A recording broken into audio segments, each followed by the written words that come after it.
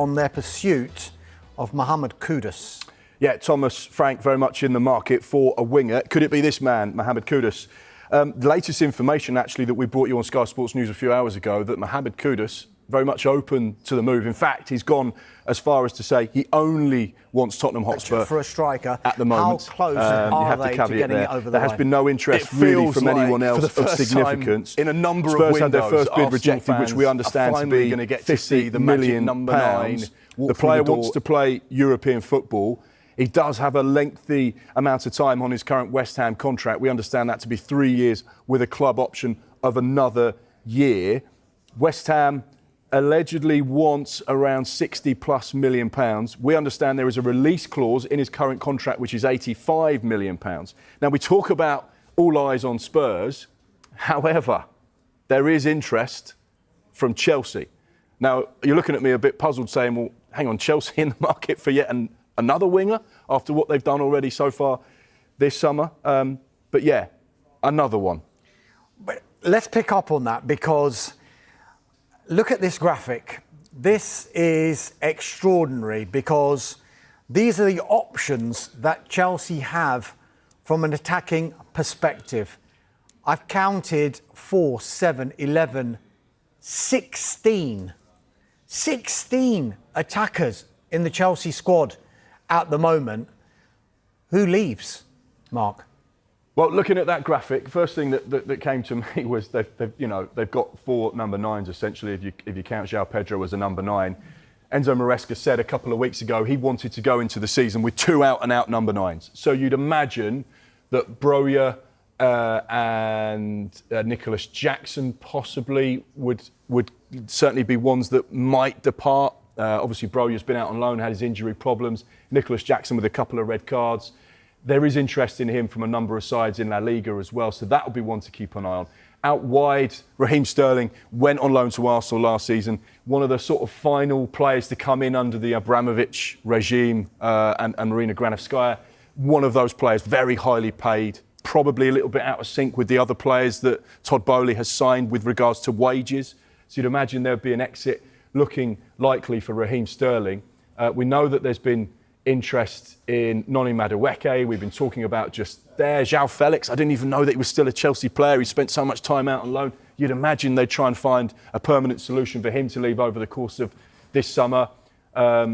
It's fascinating when you look at how many options Enzo Maresca has within that Chelsea setup.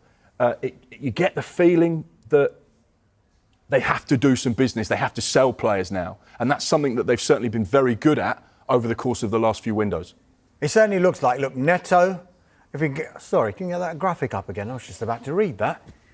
Oh, my word. Less of us, more of the Chelsea boys. I would say Neto, Esteval obviously is a new signing.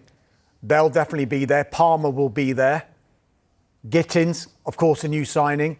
George got a bit of an opportunity last season. Will they try and see if he can get more regular first-team football elsewhere, or will they continue to integrate him into that first team? And then Liam Delap, of course, and João Pedro. The rest of those names, you could actually see Chelsea, if good enough offers were to come in for those players, they would definitely have a look. Now, people will say Chelsea will probably need to start selling, because the question I keep getting asked when I talk about Chelsea is how they're seemingly able to spend all this money, bringing in all of these players. Do they actually need to sell? They don't need to sell. Funnily enough, actually, Chelsea, despite all of their spending over the last few windows, are one of those sides that have quite a lot of headroom when it comes to PSR. Now, there are 2 reasons for that. First and foremost, they've sold a lot of players that came through their academy or represented 100% profit with regards to PSR. So players like Mason Mount, who went to Manchester United for the best part of £60 million, that was 100% profit, £60 million. And they've been very clever at selling players that have come through their academy. They've obviously been very wise with regards to what they've done and how they've structured their accounts, the businesses that they've bought and sold around Chelsea Football Club.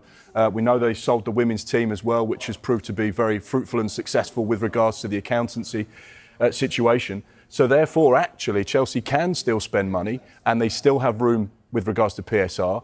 But of course, they'll probably be getting these players in with a view to, actually, we're going to sell X, Y and Z. and that's going to generate us 150 million in income. Therefore, we're very comfortable with our current situation. Winning the Champions League, getting to the latter stages of the competitions, playing in the Club World Cup. I think Carve, our football correspondent, said the other day that that's netted them so far around 60 to 70 million pounds just at this stage, now that they're in the semi-final. If they progress through to the final and win it, that will be around 100 million. So therefore, they're actually operating quite sustainably, sensibly, despite their extravagant spending in the market. Right, we're going to talk Manchester United in just a moment. Just a line reaching us at Sky Sports News is that Crystal Palace are close to agreeing a deal to sign Borna Sosa, the left-back from Ajax. The player has agreed to join the club in principle, and the clubs are negotiating over a permanent deal worth around £3.45 million. So it looks like Crystal Palace on the verge of a signing the left-back Borna Sosa from Ajax. So let's talk now Manchester United. It's set to be an interesting week, shall we say. The main squad are due back tomorrow for pre-season training, but not. Martin Zubimendi has joined from Real Sociedad for £51 million. There's been no formal offers for Aston Villa striker Ollie Watkins amid interest from a number of clubs, including Manchester United. Bournemouth in the market for central defenders following the departure of Dean Howson to Real Madrid and doubts over the future of Ilya Zabane. Brentford are expecting a third bid from Manchester United for forward Brian Mbomo. They want at least £65 million. Brighton focusing on midfield and forwards after signing 3 defenders in this transfer window. Josh Brownhill is exploring all of his options. His contract at Burnley expired earlier this week. Chelsea expecting a formal offer from Arsenal for winger Noni Madueke. Crystal Palace are close to agreeing a deal to sign Ajax left-back Borna Sosa for £3.45 million. Everton in the market for a right-back after Kenny Tete signed a new contract at Fulham. Atletico Madrid are interested in signing Fulham's Alex Iwobi, but as of yet, there's been no formal offer. Lille Swedish international defender Gabriel Gudmundsson has praised Leeds United amid reported interest in the player. Liverpool have already brought in Florian Wirtz, Jeremy Frimpong and Milos Kerkez, but there could be more incomings and outgoings before the window closes. Manchester City have saved up to £10 million following the sale of Kyle Walker to Burnley. Walker had entered the final year of his contract at City. Manchester United are expecting offers for Marcus Rashford, Alejandro Garnacho, Jadon Sancho, Anthony and Tyrell Malacia after delaying those players returning to pre-season training. Talks ongoing between Newcastle United and Nottingham Forest over the signing of Anthony Elanga after Newcastle's second offer worth £55 million plus add-ons. Callum Hudson-Odoi's representatives have been in Athens discussing a new contract with Nottingham Forest officials. Hudson-Odoi's current deal is up next summer. Sunderland are in advanced talks with Club Brugge over the signing of winger Chemsdean Talbi. Tottenham Hotspur are expected to go back in with an improved offer for forward Mohammed Kudus after having a £50 million offer rejected. And West Ham United are understood to want at least £60 million for the Ghana international. Rangers are close to agreeing a loan deal for Wolves centre-back Nasser Giga. It's understood any deal would be a season-long loan, and that completes the Premier League wrap. And if we go back to the top of that wrap, we mentioned earlier Arsenal are looking to bring in attacking reinforcements this summer, and a former Arsenal legend is bullish about Mikel Arteta's chances of getting a number 9.